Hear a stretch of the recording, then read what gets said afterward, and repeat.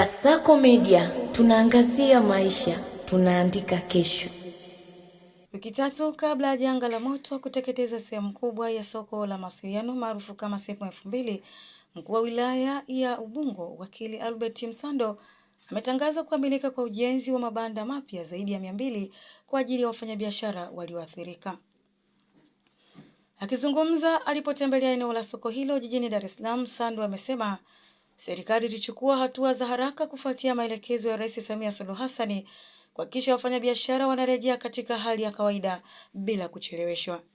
Amesema hapa ni soko la mawasiliano Sepu 2000, soko letu baada ya kuungua tulipewa maelekezo na Rais, kwanza tuchunguze, lakini pili tuhakikishe wafanyabiashara wanarejea haraka hali ya kawaida wakiwa wanaendelea na biashara zao, alisema Msando.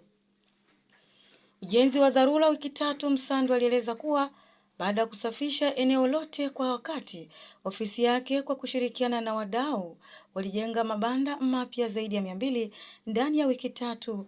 Tumerejesha wafanyabiashara, alisisitiza. Alitoa shukurani za pekee kwa Rais Samia, Waziri Mkuu Kassim Majaliwa, Waziri wa TAMISEMI Mohamed Mchengerwa na Mkuu wa Mkoa wa Dar es Salaam Albert Chalamila, ambao wote walifika eneo la tukio na kutoa michango iliyowezesha ujenzi huo wa haraka. Muktadha: soko la mawasiliano Sepu 2000 lilopo Ubungo ni miongoni mwa masoko makubwa ya vifaa vya simu na elektroniki nchini. Moto ulilipuka na kuteketeza sehemu kubwa ya soko hilo mwanzoni mwa mwezi Aprili 2026 na kuacha wafanyabiashara mamia wakiwa hawana sehemu ya kufanyia kazi.